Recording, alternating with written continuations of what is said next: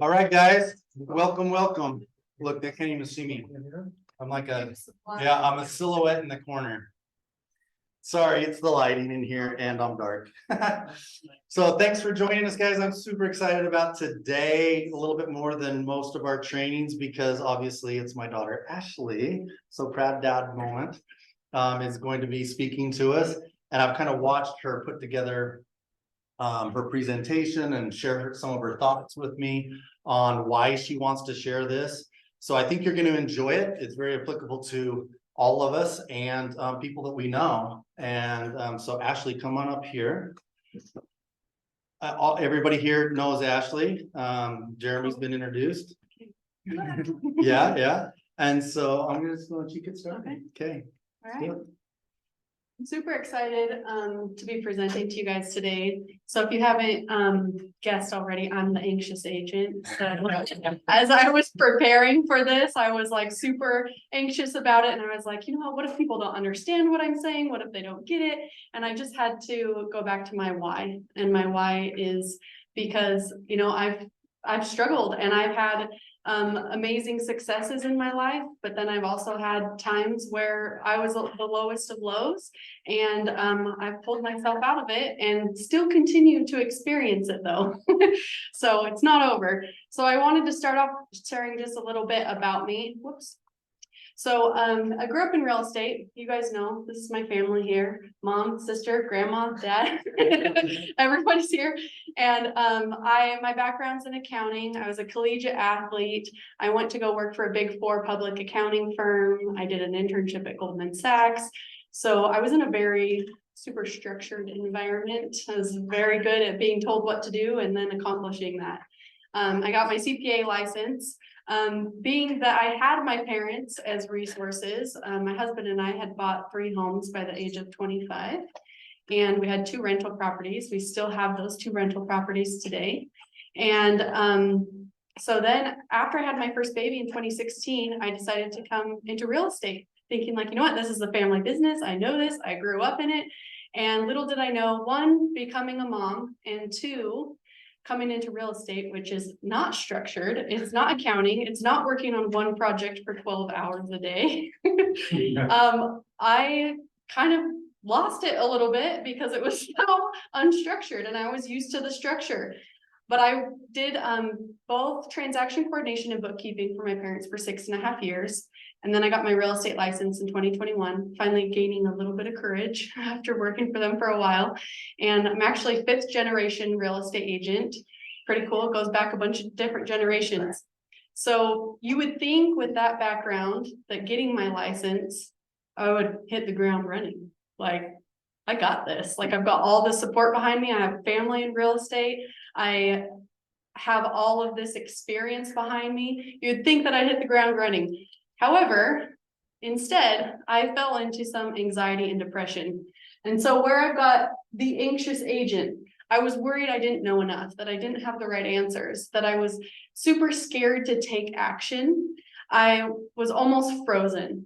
And I actually ended up in the hospital in 2022 for suicidal ideation.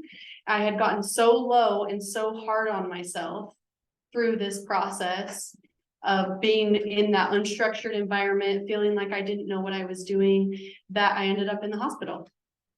And the reason why I want to talk about this is, 1, to first of all open up a conversation, because I know that there's other people out there that struggle with anxiety and depression.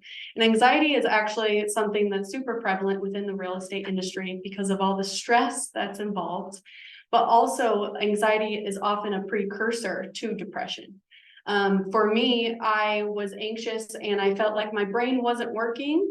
And so because of that, I was like, I'm super used to being this high achiever and accomplishing these things. And all of a sudden I can't make a to-do list. And it totally threw me for a loop. So in that journey, I've become really passionate about mental health, about, I'm very intrigued by neuroplasticity, rewiring your brain, shifting your subconscious. And I'm just super curious about why our brains do what they do. And so what I want to share a little bit with you about today are some of the things after I got out of the hospital. I decided to try a lot of things that I hadn't done before, because I had tried medication, tried therapy, you know, had a psychiatrist and a therapist and those things. However, I hadn't hired a coach. That's one thing that I did, is I hired a coach. I started trying new things like breath work, or, you know, doing a little bit of like, you know, cold therapy, different things like that. And then my mom and I actually, well, I've got the life coach school up here too. I'm working on becoming certified as a life coach. And what I love about that model is that it teaches you that your circumstances are neutral, and that it's your thoughts about those circumstances that causes your feelings that lead to your actions, which lead to your results. And that was like kind of an eye opener for me, to where it's like, oh, there's nothing wrong with my circumstances here. It's all my thoughts around my circumstances. And that's very applicable to the real estate world, because we can't control the real estate market. We can't control the interest rates. We can't control any of those things. So it's really our thoughts about those things that's going to lead to our actions and our results. And then lastly, up here, I have the Fulfill Life Yourself program. And this is a program my mom and I actually did together. And it was all about rewiring your brain, learning why your brain is doing what it's doing, and learning how to shift your subconscious, which I worked very hard to shift my conscious mind. I read a lot of books. I tried to teach myself all the things to do, but there was still something, you know, that was controlling me, and that would be my subconscious. And so that's a lot of what I want to teach about today. So some of the things that I've learned are that we have the autonomic nervous system, and we've got two different parts, the sympathetic nervous system and the parasympathetic nervous system. So when we talk about the sympathetic nervous system, that's where I went into fight or flight. And then when we talk about parasympathetic, it's your rest and digest. That's when you're calm, you're creative, like you feel like things are flowing.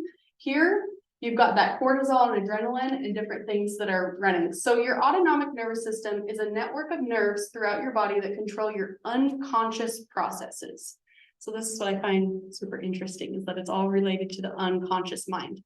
So with the program that my mom and I did, we learned that this side, the sympathetic nervous system, is our confined state of mind.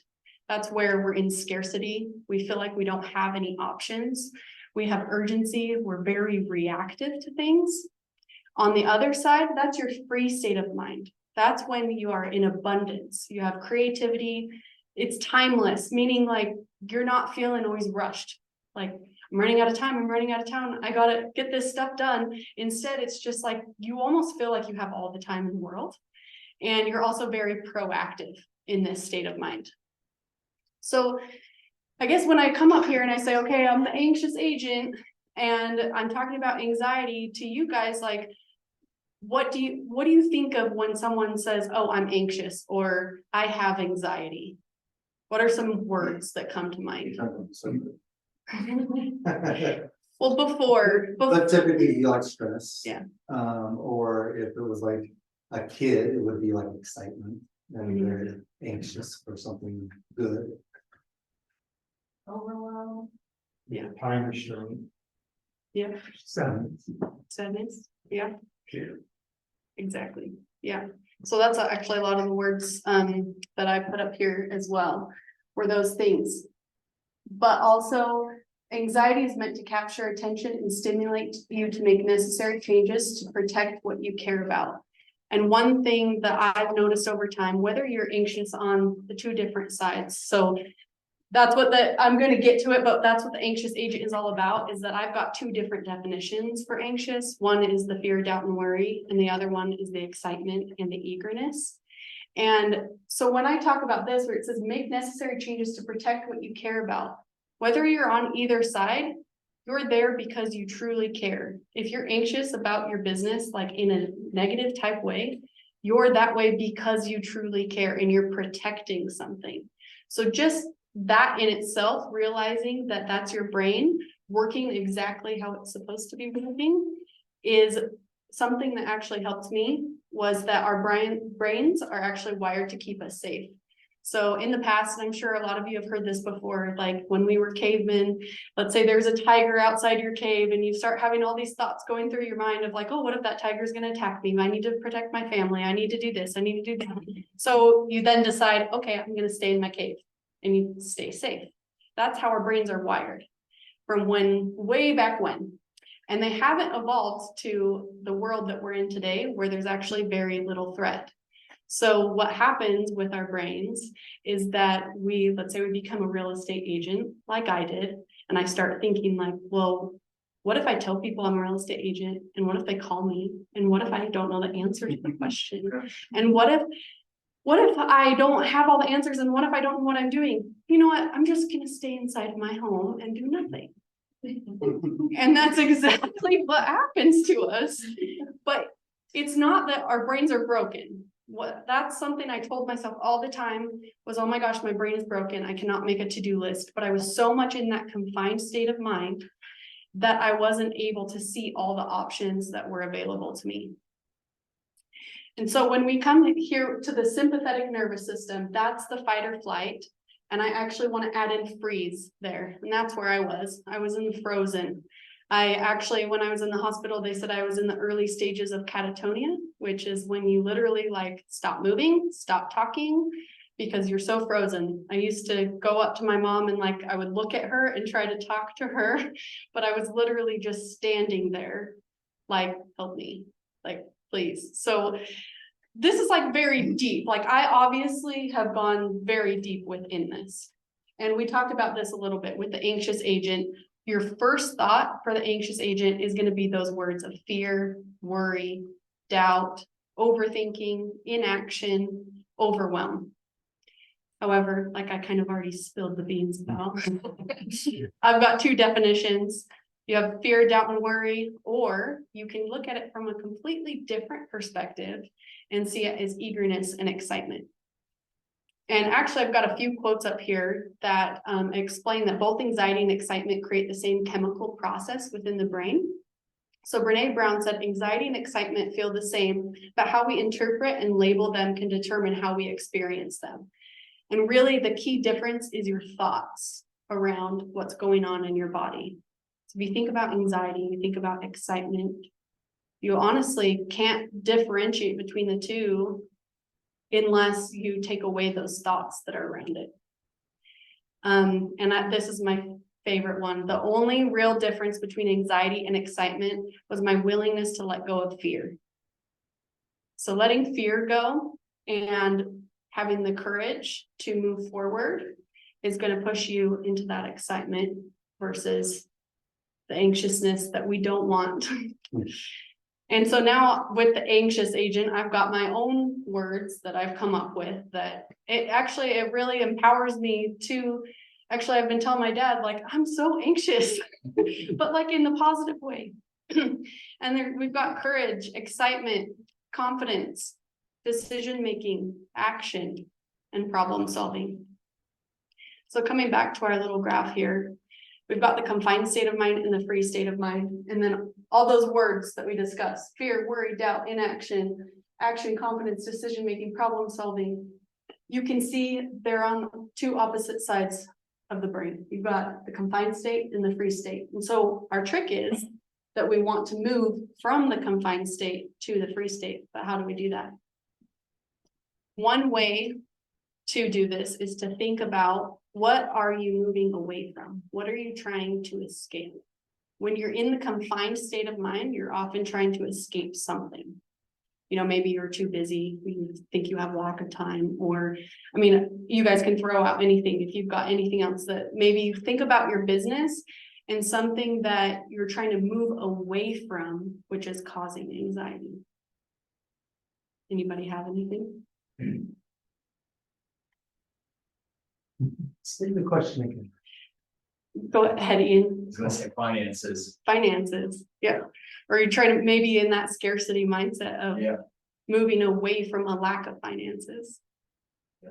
Exactly. So my question was, what are you moving away from in your business versus I'll move on to what are we moving towards?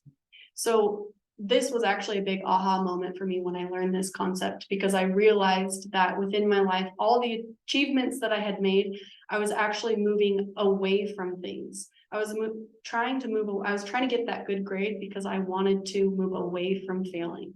I was trying to succeed and go the highest level that I could with my CPA license because I was afraid of not doing something else. Not because I was moving towards something, not because I was moving towards my goals and purpose. So that concept as well goes along here. We've got your away from, your escape, and your towards your goals and purpose. And another trick that is my favorite one is that your brain must answer any question you ask it. So ask yourself better questions. So in order to move from one side to the other, instead of asking yourself questions like, why don't I have any clients? Why am I too busy? What if I'm not busy enough? Why can't I do anything right? Ask yourself, how can I connect with more people? How can I structure my schedule to work for me and my family? Am I giving my full effort? And how can I learn from this experience?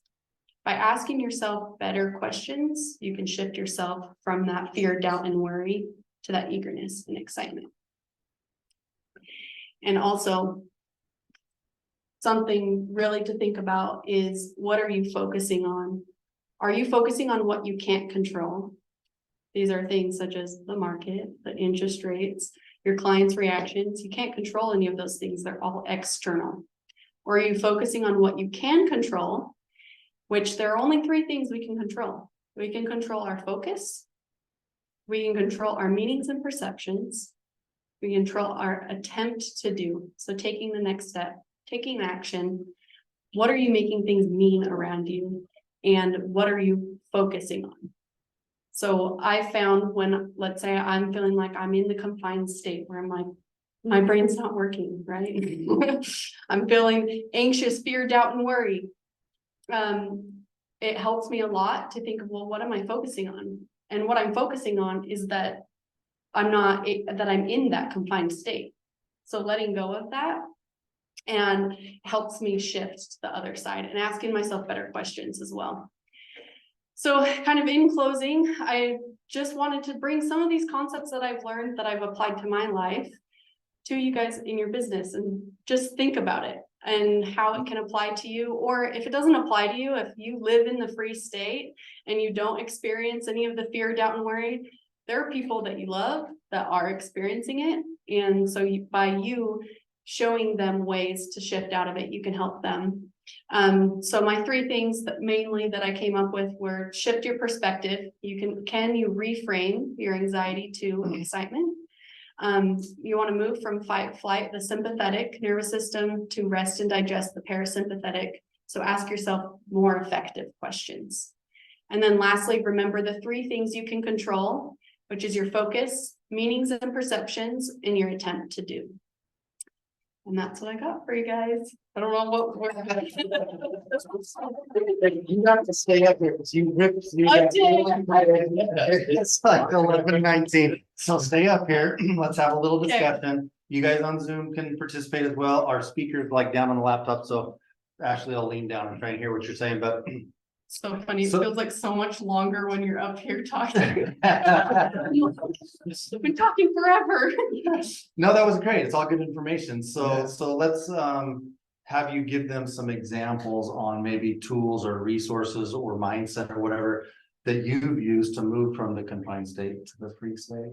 How do you take control of that and recognize where you are and say, I don't want to be here, I want to be over here? How do you do that? I think the first step always is becoming aware that you're in a confined state. Because if you're sometimes we go along our day and we're just like, I'm so busy, I have to do this, I need to do that, I need to do this. And you have that lack of time, or you have that scarcity mindset, but you're not aware of it. You don't know that you're in that mindset. Do you have something to say? Or I need to say, like, how do you become aware of that mindset? By paying attention. So it's almost like you're thinking about your thoughts, like you're analyzing what you're doing on a daily basis and you're catching yourself. It's almost like once you once you can learn about these concepts, I feel like then as you're going throughout your day, you almost like catch yourself and go, oh, it's not true. And that's something else you can ask yourself is like, is this entirely true that I don't have enough time to do X, Y, and Z? So I got to comment on that. It's like, how many of you feel like it's way easier to give somebody else advice than it is to give yourself advice? Yeah.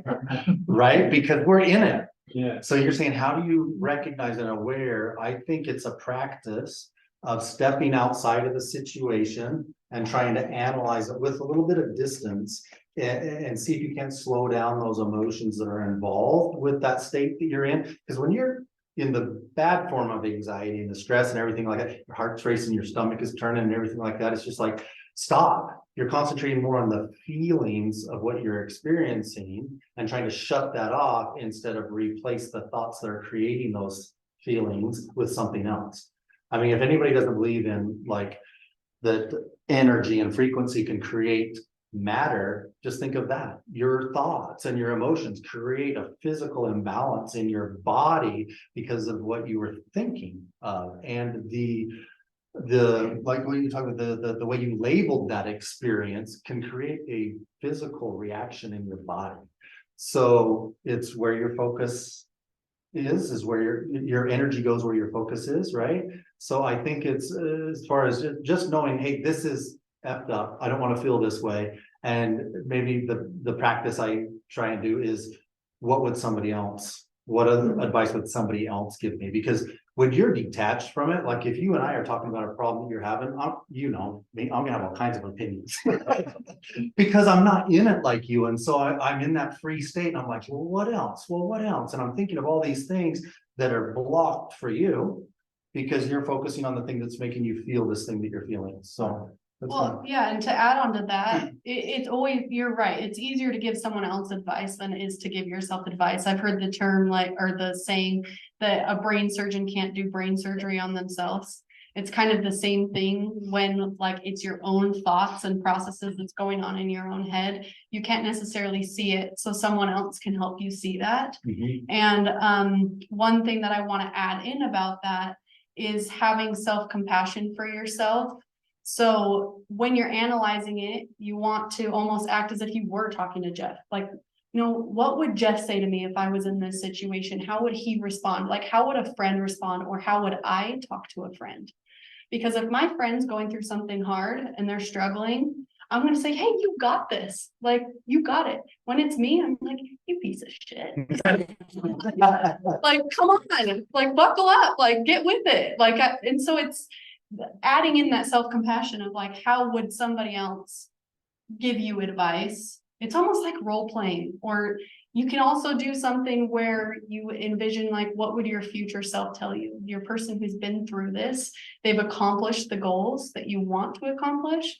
What would they tell you? What advice would they give you? And it's pretty interesting the things that you can come up with, that it's like, it's really advice from yourself, but you're seeing it as this future person who has accomplished the things that you want to do. Well, one of the things I've had a problem, I used to be really physical what I did, and now it's all mental. And so, you know, I've really struggled with that. And so it takes a long time to shift that energy from here to here. And I'm finding myself giving you more pats on the back. When you did this week, that's good. Or journaling, meditating, and all that stuff that I would never do before, because I never had to do it, because all that energy went into my hands and pounding and yelling and screaming about it. So, but I think the other thing, I guess what I'm saying, it takes a long time for me anyway to shift that energy over to those thoughts, giving yourself credit, even though you're not where you want to be. You got to give yourself credit that hey, I'm getting there. I'm going to get there. It's going to take a while, but I'm getting there. Because I was really hard on myself, and now so it's like, hell, I'll just try to do this better this time, that better, and that better. at some point though, you looked at yourself and said, well, this isn't working. Yeah, no, yeah, but you got to give yourself a pat on the back every once in a while. You're just going to lose it. Yeah. And some of that might come to comparison too, right? I think everybody's guilty of comparing our situation to somebody else's. Yeah, I want to have 40 houses like you, but I Right. haven't. Right. Yeah.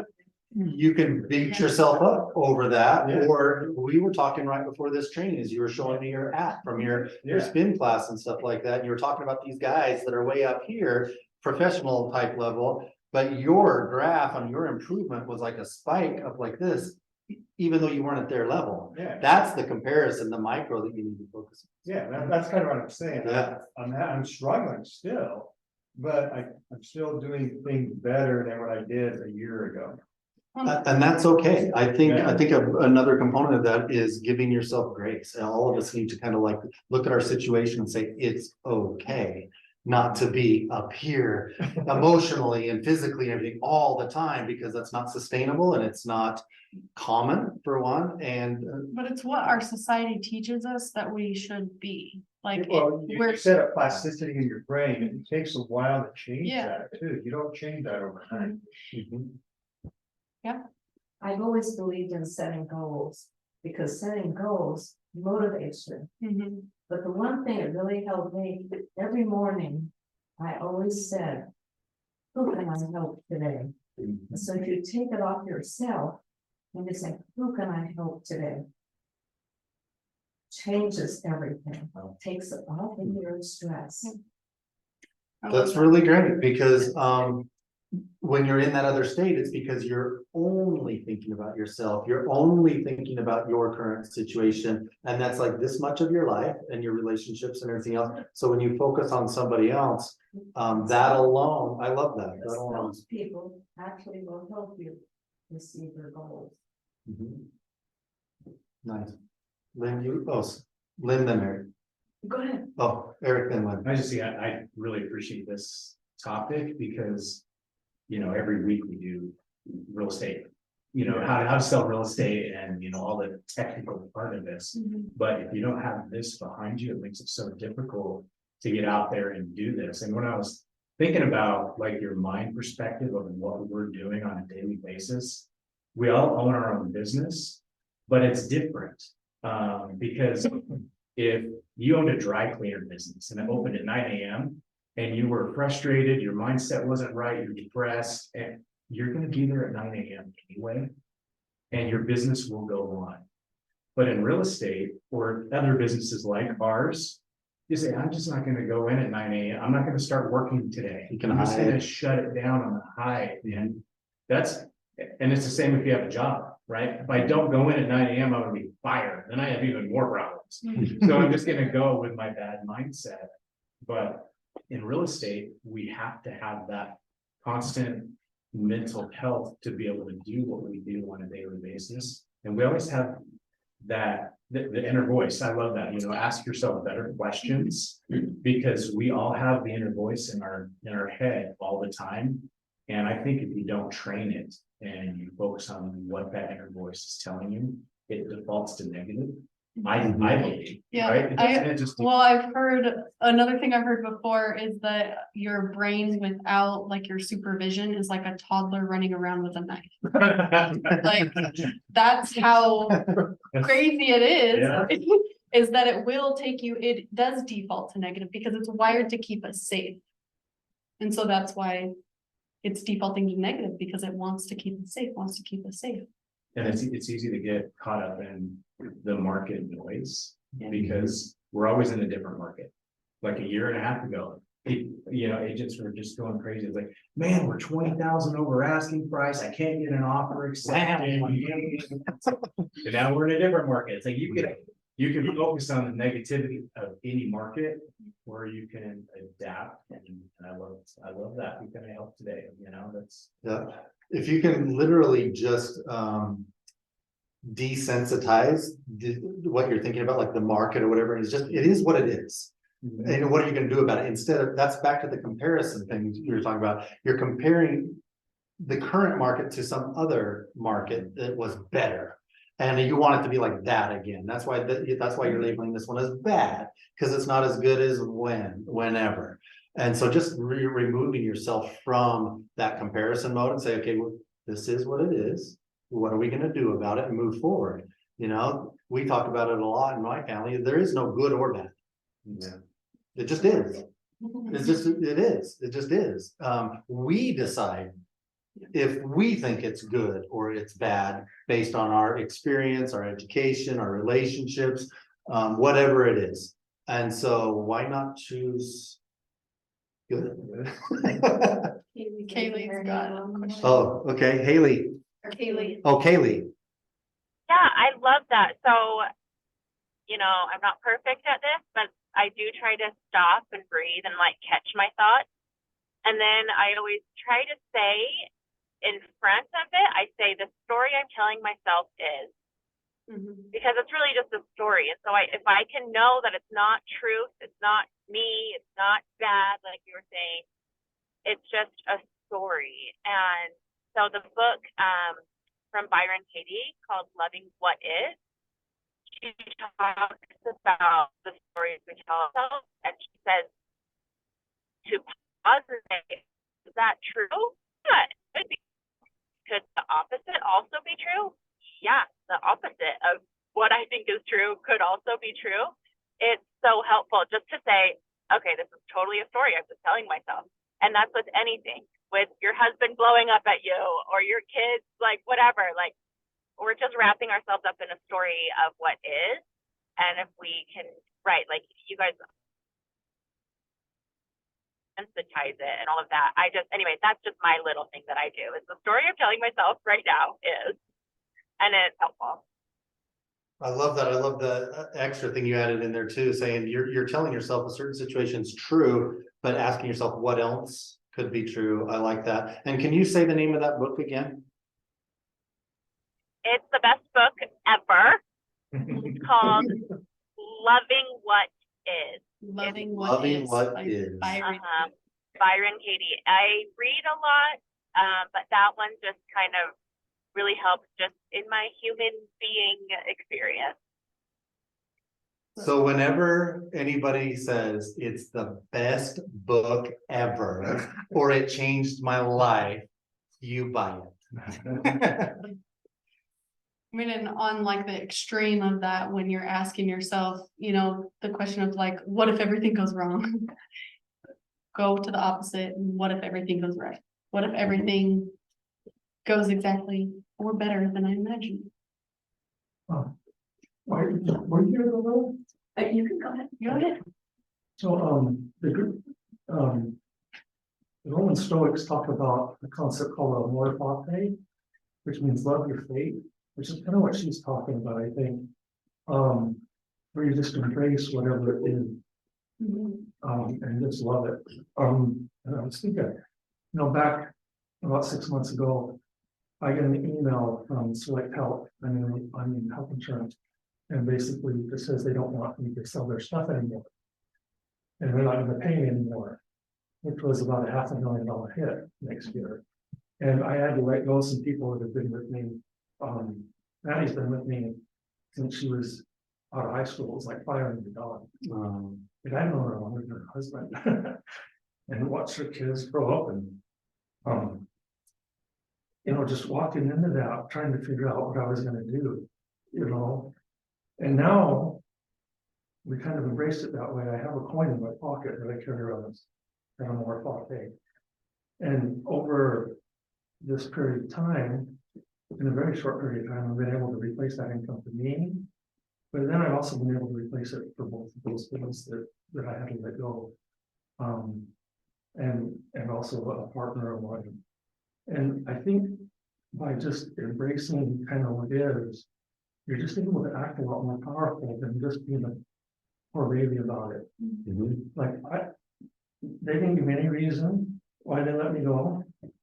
And they told everybody they let me go for no reason. And so everyone kind of assumed that worse, like that I quit or that I die or something. And so we kind of just had to do it. And instead of being mad about it, we just coming on with it. And I think because of that, most people just trusted me more than Select Health and wanted to work with me rather than Select Health. And so just embracing kind of what is, I think is just really powerful because you can be anxious about it. Both ways you're talking about. It's an incredible topic you're talking about because it's so powerful because things happen good or bad. And it's not good or bad. I'm in a better position now than I was 6 months ago. I have more freedom, more money to be able to do different things that I want to do. And I love when people that are a little bit more seasoned talk, because they're so true. It's more about other people than just about us. Mhm. Yeah, and that's what can get you into like the spiral, is when you're thinking so much about what you're doing or how you're affecting everyone in this. If you can just take it and focus it on others, it can totally shift. In order to even get in that mindset, you have to be You spending have an to. enormous amount of time on me.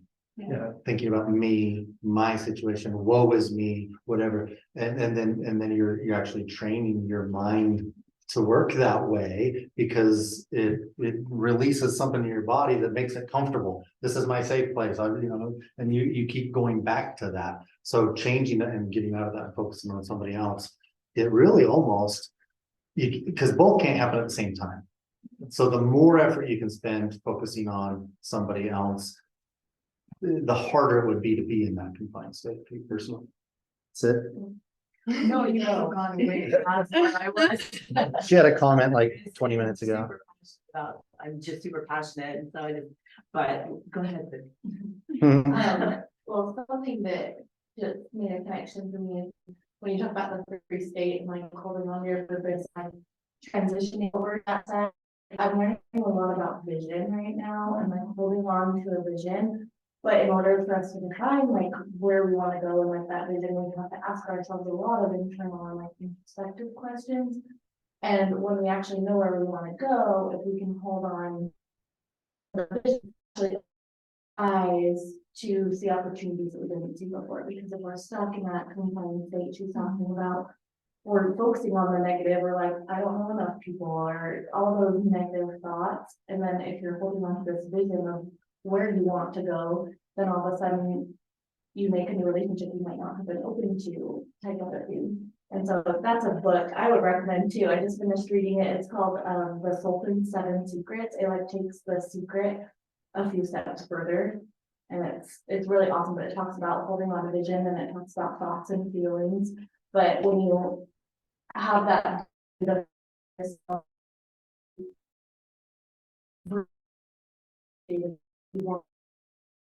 vision, if it's our time kids rather than on your business, then these happy thoughts, and you see your posture, like you start to change like physically because of your thoughts.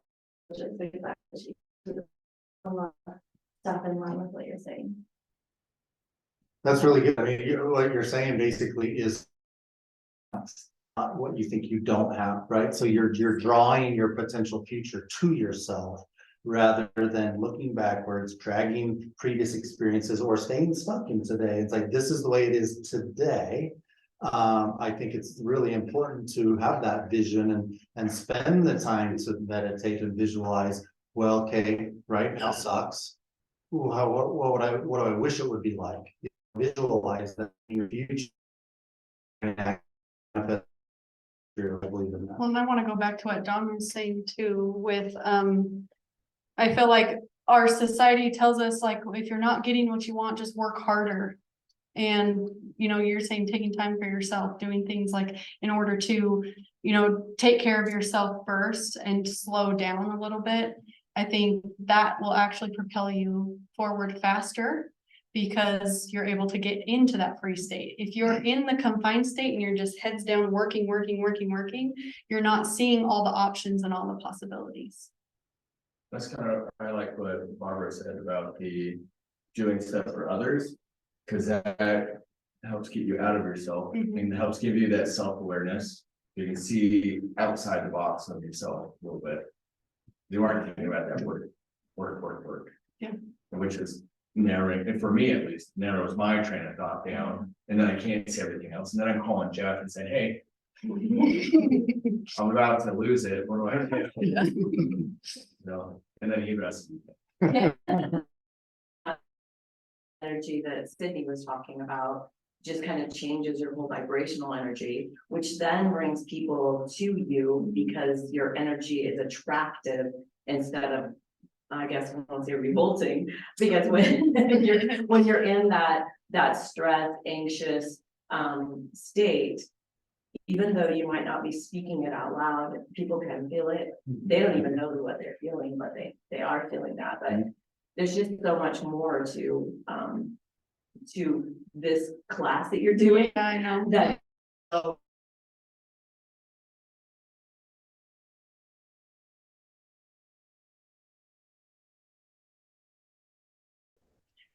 Nothing. It just shows how Nothing. powerful our brains are. Our brains are just so powerful that they can literally shut down like hers did. But we can also grow completely new neural pathways and completely change ourselves. Just like, look at what happened with you, with your company and what they did. You could have gone that way. Instead, you went that way, right? I mean, what a cool story. Thank you for sharing that. Love that. And encourage people to search for the answers. Like Ashley's mentioned several times about a program her and Lynn are in. And it is basically to educate them on how the brain works so that they can better understand situations that they find themselves in, or we all find ourselves in, and have the tools and the resources and maybe a mentor or a coach of somebody to help work through that. So they talk about it a lot, they refer to it a lot, they stay involved in it because programs like this, and there's a lot of them, but this particular individual was in the same place Ashley was. And he went on his journey of learning, and taking all the good from all the other teachers and mentors and gurus or whatever you want to call them, and say, man, they've got some good stuff that can work. And he's compiled all the best stuff for him that works and sharing it with other people. So there's somebody that knows what we don't know. We just have to be willing to look for it. Can't believe I ripped through that in 20 minutes. Yeah, sorry guys, on Zoom, we lost some of you, but it just fell out. It is what it is. Yeah, it is what it is. I got a question. Okay. I'm curious, do you do anything now, specifically the evening, like at night or first thing in the morning? What's a routine that keeps your mindset strong?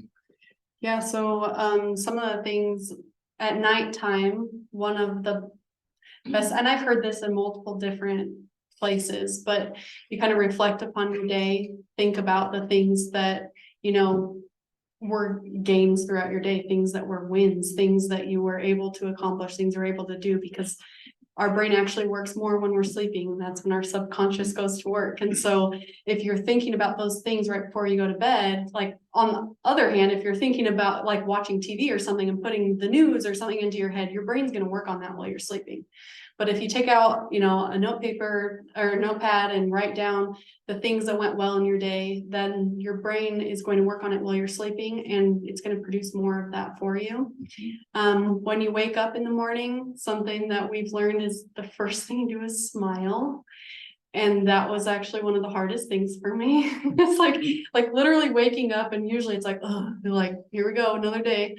But you smile, and then like you've got your morning routine. So like what we've learned in our program is that you have like an incantation, but you can do like affirmations or something like that, just something to get your brain moving in the right direction. Is there anything else that I missed? There's so many steps, you know, that we went through and kind of just learning how to reprogram ourselves and the way we talk to ourselves. But in the evening, like thinking about the things you're grateful for, like your like your kids, Gratitude, like your wife, like your house, the business that you have done, your clients, your family, the things that you are. I like to go to bed thinking about my granddaughters and my children and the things that really make me happy. And then I'm dreaming about things that make me happy instead of before. I would watch a lot of what was going on in the world. I had a lot of comparison. I'd be looking at, you know, Facebook, comparing myself to others. And my dreams weren't good and I didn't wake up happy. And that affects the people around you too, because she felt the need to share the bullshit she was listening to with me. I was just like, this is not working for me. I don't want to hear this. And she's like, but you need to. And so she felt a responsibility of some sort to share that. That's happening quite often though in relationships right now where you have husband and wife and one isn't and one is. Mhm. So what you said was super, super important, and that was gratitude. Yes. You're talking about starting your day and ending your day. If you did nothing else but ponder on what you're grateful for, which is a process of elimination, right? You're not thinking about, nope, that, no, don't want that, I'm not grateful. If you narrow it down to what am I thankful for? You were talking about journaling. You didn't used to do that in your journaling. If that's what it takes, it's like, can I write down 10 things every morning, things every night, whatever that might be. Because what's the cliche attitude of gratitude, right? But it's true, because when you're focusing on what you're grateful for, it's impossible to simultaneously be negative about the things that we're talking about with the stress and the fear and this and that, because you're so focused on making that list or to think on those things. And so in that moment, and then it becomes easier to get in that moment, right? As the more you do it, you're practicing and you're training yourself to get there quicker. Barbara first. But real estate is really a personal growth.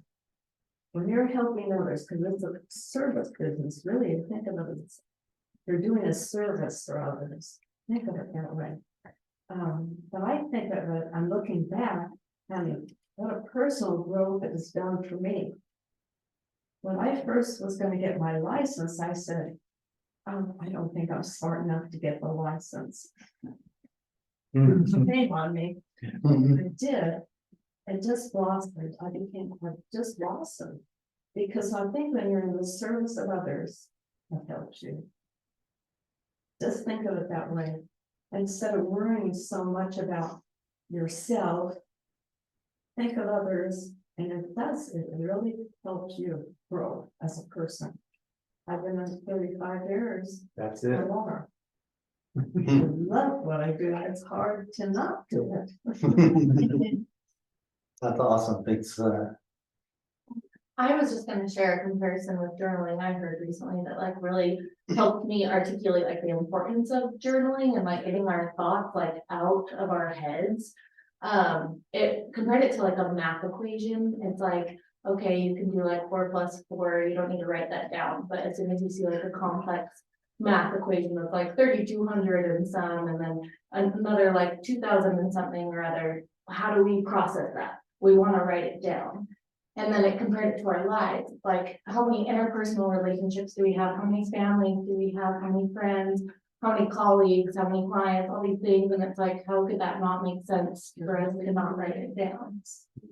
And like process it out. It's like a complex math equation. And I thought that really helped me and my analytical husband too. He was an engineer. He was like, I thought about it that way. And I'm like, me neither. So that I shared. Way different. Yeah, he does. So thought I'd share that because that was just an interesting perspective because I never until this year understood journaling. And then that kind of gave me a different perspective. Well, we talked about Huberman Lab. He's a podcaster. And they had a negative journal. You did 4 days in a row of at least 30 minutes of negative journaling. And then that helps you just get rid of all that and you just forget about it. So I get that too. And I think that really helped too. Just writing for 30 minutes, all the things you're pissed off about in your life. And what's really stopping you and just getting it out. And then you go back and you read it and you burn it. Well, I've heard of people doing that. They write it up and burn it. Yeah. It's now it's gone. Basically a whole Well, I've heard it journey. in a way too, where it's like called a brain dump, like you're just Yeah. dumping everything out of your brain, no matter what you're thinking about, because then you can actually take a look at those thoughts and go, is that true? Where did that even come from? Like, I don't even know where it came from. And so you can really analyze those thoughts and then realize, where they're coming from. Yeah, you just write it and you don't stop writing, you just keep writing. It's amazing what comes out of your written notes. You ever read stuff in the future that you've written in the past and go, you don't even recognize it? You're like reading it going, did I write that? I haven't had that much experience at it, but I will. I have, it's like, yeah, I probably got a like, thousand terms. yeah, where did that come from? Awesome, any final thoughts? Just that, I apparently have to do a part 2, but I also Yep. am starting an Instagram, The Anxious Agent, and then I have a podcast that I've been working on. I've been doing it mostly just for me right now. This is my first time like actually putting any of this out there. So I've got those things, and thanks for letting me share with you. Really, I just wanted to open up a discussion, and you guys were all awesome and participated, and it was a really good conversation. We've got our sponsor here, Josh Thomas. You want to come up and say Come a few on. things? I just brought some bigger. Come introduce yourself, come on. First class home mortgage, Josh Thomas. Hello, hello. Thanks for coming in and hanging out with us for a minute. We got a few people on Zoom. We got Washington and Oregon, looks like, represented. So we Thanks, wanted guys. Josh to come in here because he's a killer mortgage. Killer. Yeah, he's good, he's. I've never called anybody a killer before. Communication, he did a fantastic job on the way we worked on together, so thank you. Well, cool. That's all it needs to be said. That's it. That's it.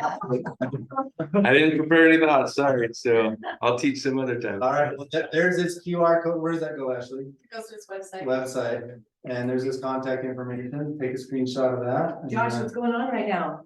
What's happening? Things picking up? For the holiday season, I don't know if that's still true, but I think all the stats are coming out right now, showing things have slowed down a little bit, but a lot of the stats are from 2 months ago when rates were still up in the 7s and 8s. We're down to the mid 6s now, so FHA's low 6s and conventional high 6s. Pay a little bit and you can get into the 5s, believe it or not. So, Isn't it interesting that people are getting excited about that? Because when they got into the 6s, they were losing their shit. And they're like, Yeah. 6. yeah, so last October or a year ago, that was the highest they'd been in so long. And this is where they are. It's the same. Yeah. The previous June, they were lower. And the previous June, we were all freaking out. It's like, oh my gosh, we have to hit 6. What do you think the elections feel clear? I actually don't think the election's got a whole lot of anything to do with it. The Federal Reserve has everything to do with it.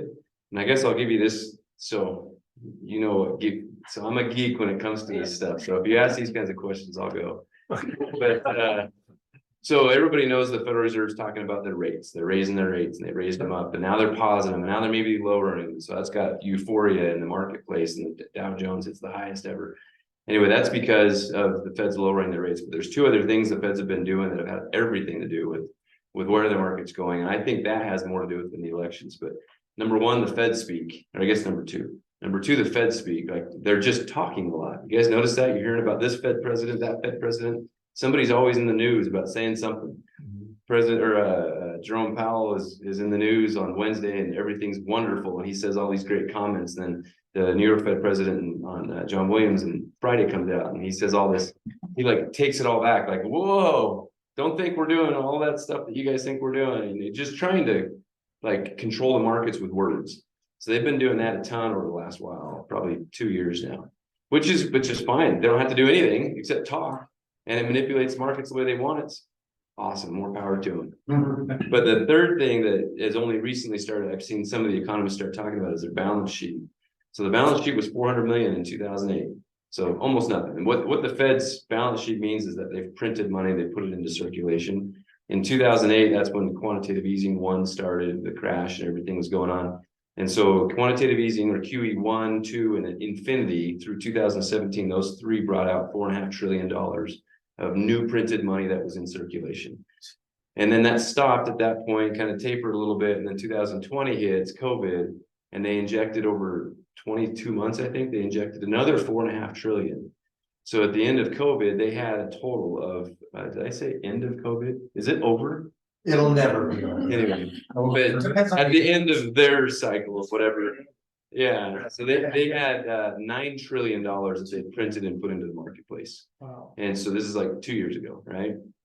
Well, when they're doing that purchasing, it's kind of like Larry Miller comes out and says, hey, we're going to buy 10,000 cars a month. new. We're just gonna start buying 10,000 cars a month. You know, home or car prices are just gonna skyrocket because I'll go sell my car. I don't have a plan of selling my car, but if he's gonna go buy it and everybody else, I'm gonna go double the price of my car and sell it. And everybody else will too. But then he flip-flops that, or I guess he flip-flops that and then comes back a year later and says, now we're selling 5,000 cars a month. You know, extra. You know, that's going to cause prices to then plummet. So that's what the feds did in COVID is they came out and they were buying $200 to $300 billion a month. They're injecting $200 to $300 billion a month into the marketplace during that time. And then a year and a half ago, a little over that, they started selling $100 billion a month.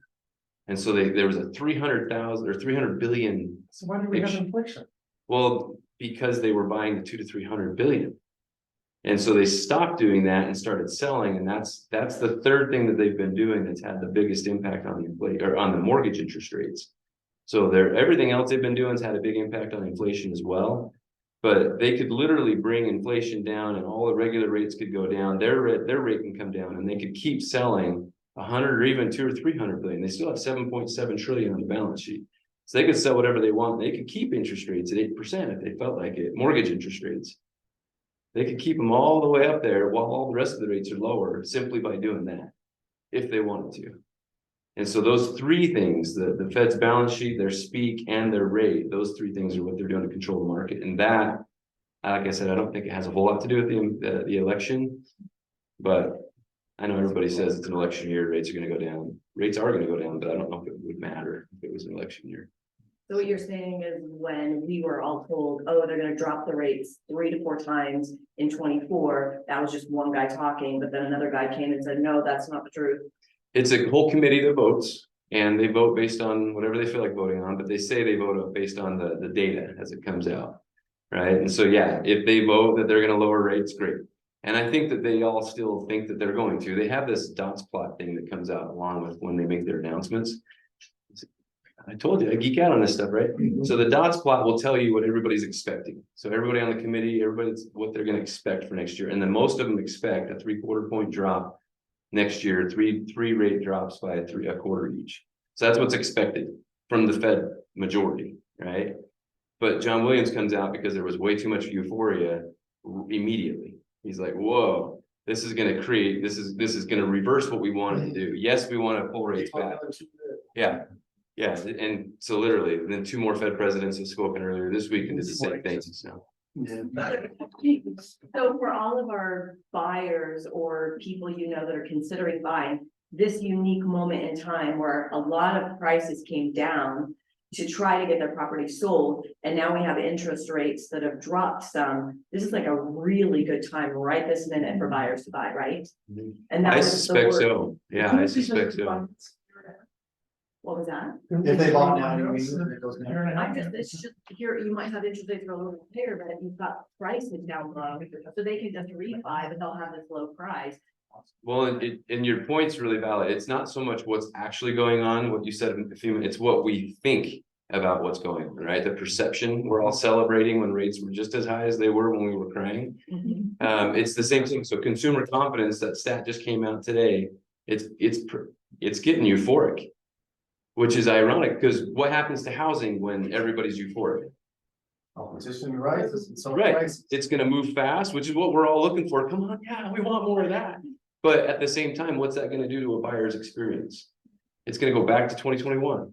And so, yeah, if anybody's been sitting on the sidelines, it's better to jump in sooner. Even if rates don't go down further from here, they just stay. It doesn't matter because we're getting more euphoric about it. So to support what he's saying, I have a property that's for sale down in Pleasant Grove. We dropped it about 9 days ago, far lower than I feel like we should have. Nothing happened at all, nothing. Then all of a sudden, I had 7 showings in one night. I now have 6 total offers, and I had over a dozen showings in the last couple of days. So smart people are gonna buy right now. What was that? Smart people are gonna buy right now. Well, it's this thing. I'm saying that some sellers have really dropped their prices below value. Sounds like they're gonna go up. And so this is the time that I mean, if you've got buyers on the fence and there's something they're looking at, I just think this is the time if you can get that across to them. you know, It's all about having conversations, yeah, Yeah. and sharing that with them, because for you to get that many showings in one night, having nothing for a week and a half, and then almost all of them submit an offer. They were having some it's conversations, insane, yeah. you know, it's with, crazy. with their agent or whatever, and made them feel that way. So, and you thought you had nothing to say. I'm trying to pull it out of you. Yeah, I have no what to say. It's too good to be silent, but you wanna listen to. Thanks. Super good, awesome. So hey, right before we go, I just want to let you know of our upcoming trainings. We're gonna take next week off just because of Christmas. Enjoy time with your family. You can come in, I'll give you the key code. Paul will be here next Wednesday at 11. You're all welcome to come and join us. The following week after that, Eric and I again will be presenting just an EXP overview, talking about the opportunities we have here at EXP. And after that, on to daughter number 2. We are gonna have Sydney. Hello. Sydney is going to be doing a presentation for us. She's been on her own little journey here. It's gonna be interesting for you guys to see what she's developing after she left working for us full-time and went out on her own.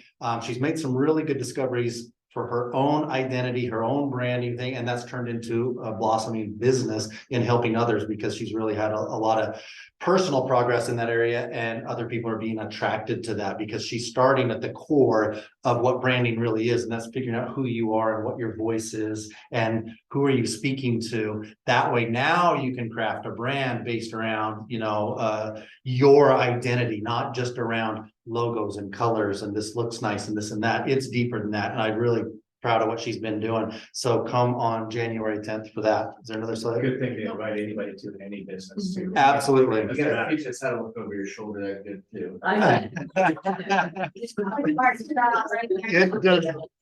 Good point, Eric. It does, I mean, and what Ashley's talking about doesn't have to do with just real estate. That's the theme we're picking based on, you know, our immediate audience and why we're doing these things. But guys, you do use these to at least tell your clients, your friends about them. Send them a copy of the recording afterwards if you think there was value and they missed it. It's like, man, I should have invited so-and-so to that. They probably would have got something out of it. Use that as a share afterwards. So you've got a few different touches there if you want to invite, you know, to January 10th for Sydney's thing, and whether they come or not, you get to follow up with them.